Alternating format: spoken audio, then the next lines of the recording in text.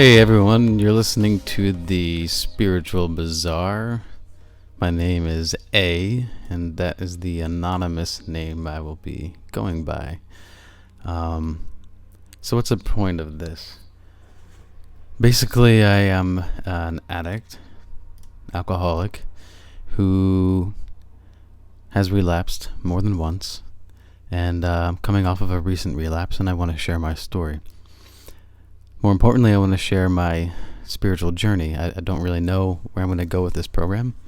It won't be 100% about recovery, but it will focus primarily on that. And my hope is that I'll learn something about myself, and maybe, I don't know, maybe I can reach somebody out there who is feeling a little lost or in need of some words of encouragement or support. Maybe someone who hasn't found a program that works for them. Somebody who just feels lost. And I've felt lost for a long time. Something I wrote here that I was thinking about reading as an official opening for the show, but I don't know. I'm not really sure how the format's going to work out. I'm not sure how long each episode's going to be. I just know that this is something that I need to do. So, I was going to say at the beginning of the show, or episode, or cast, or whatever this is, an anonymous audio cast by someone on the road to recovery while exploring spiritual paths and the mystery of life. So this show isn't just for people recovering. It's for anyone who's interested in spirituality, interested in trying to figure out their own effed up mind, anyone who feels really lost, like I have for a long time, leading up to my recent relapse and recovery. As of today, I have 34 days sober.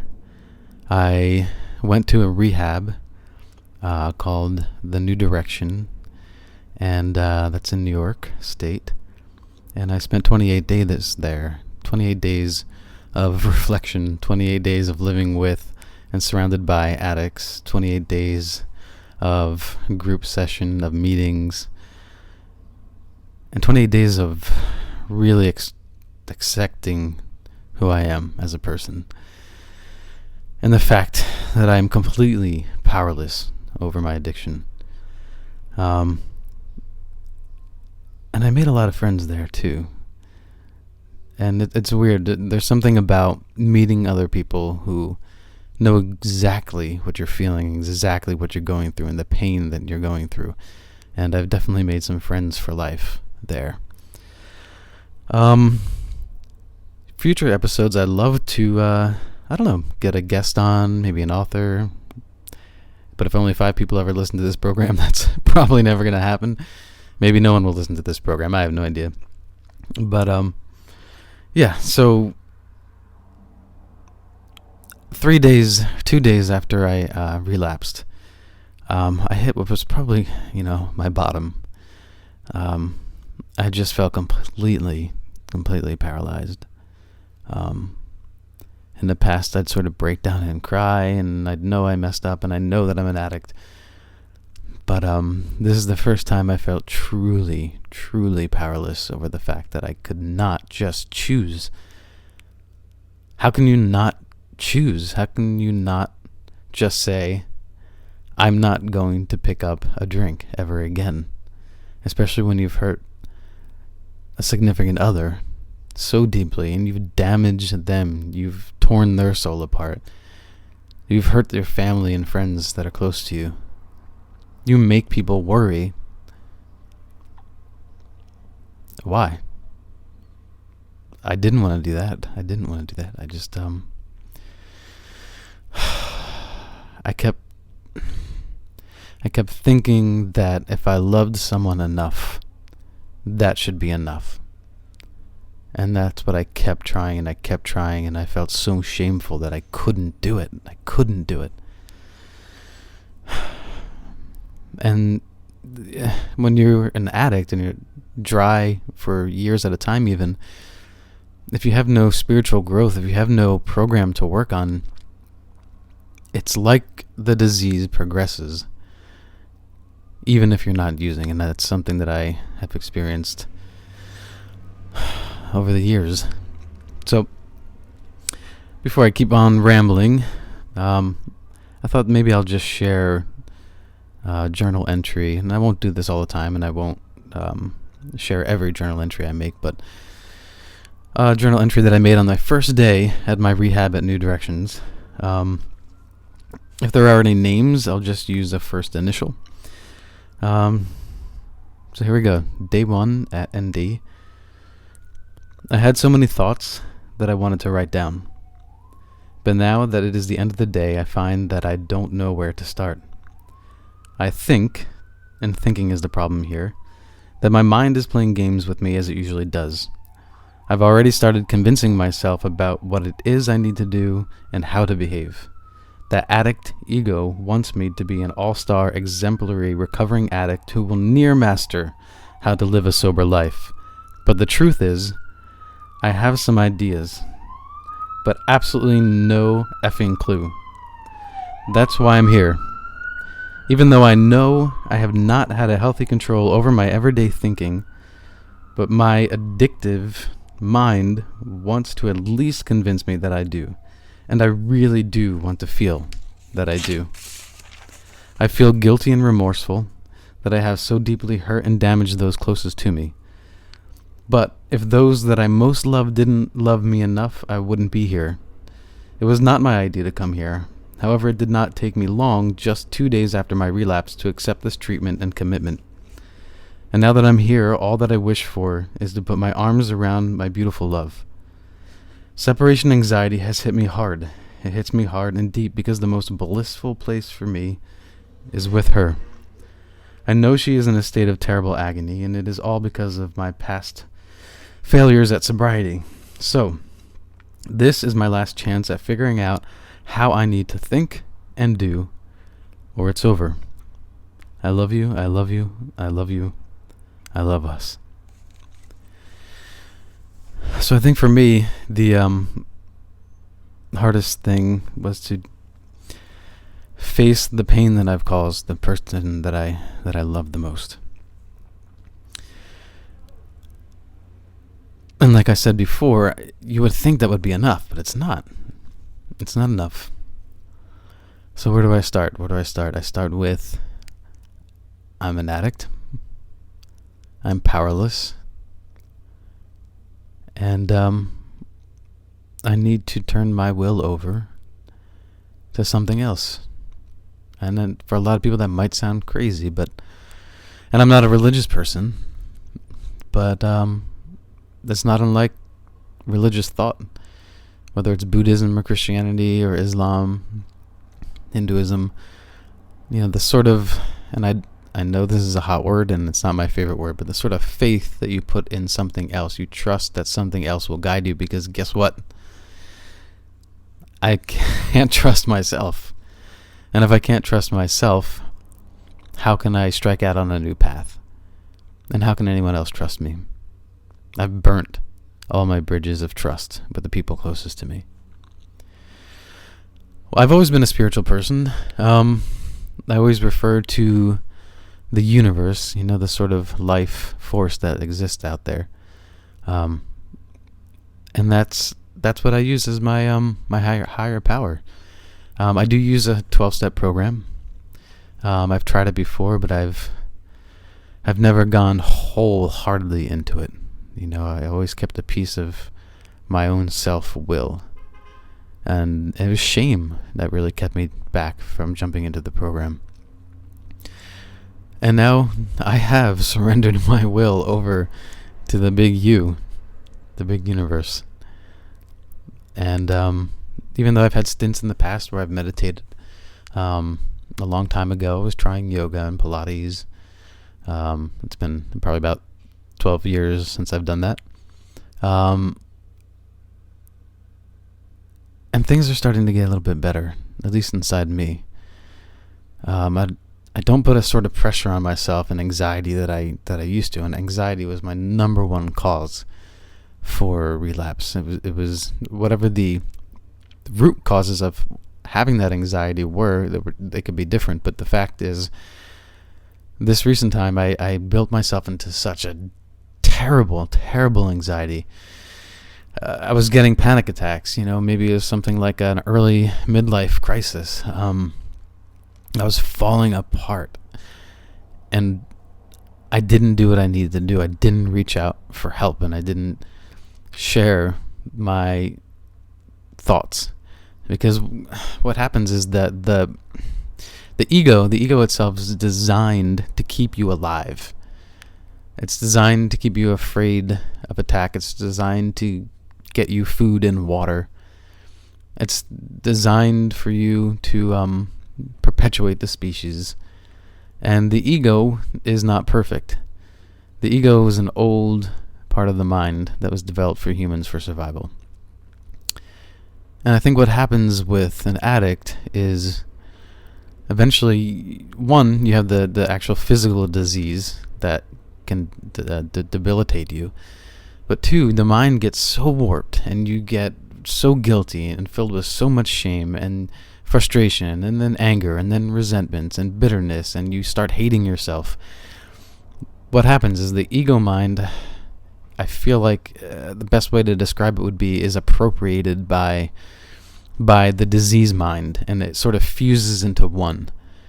The cravings, the desire for the relief, the medication, the self-medication, the brain itself needing a medication, needing something to make you feel normal again. And it appropriates the ego. And then once the ego is involved, that's a superpower right there. There's like no way of stopping it, or virtually no way, until you pretty much crash and burn. Like a lot of people say, bottom out. I definitely hit my bottom. And there are different bottoms, and you can hit different bottoms. I've heard people share that in the recovery programs. And that guy had said earlier, I was numb, practically numb. I mean, I felt like I should have cried more. I felt like I should have been angry, but I was just so deeply ashamed and beaten down by myself and the damage that I'd done to others, that I just couldn't. The ego collapsed. There was no ego, at least for that short period of time. But the thing is, once you start recovering, you start feeling better again. Little by little, that ego, that controlling part of the mind, starts to flare up, just little by little. And that's one of the hardest things, and I think it takes a lot of people out, including myself. So I'm not going to ramble on too much. I think that's a good start to share now. I'm grateful. I'm extremely grateful for the people that love me and that are in my lives. I'm grateful for the fact that I am sober today. And I'm grateful for the fact that there are resources out there for recovery.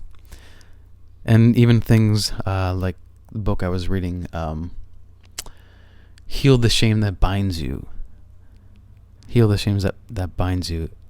By the time I finished that book, I literally had a significant reduction in guilt and in anxiety.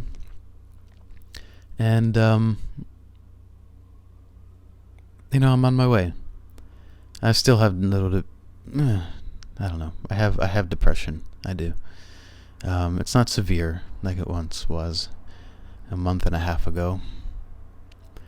I still have a little bit of anxiety. On the occasion, I have a hard time looking at people in the eye, because I know I have so many defects inside of me that I need to work on. But I am reaching out, and I'm meeting other people who understand what I'm going through. And for me, a spiritual path is one of the core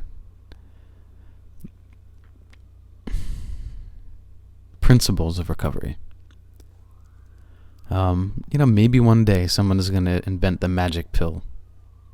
that'll prevent people from becoming addicts. But one, I highly doubt it. And two, I used to think about that and I used to hold that in the back of my mind that maybe, one day, maybe I can drink like other people.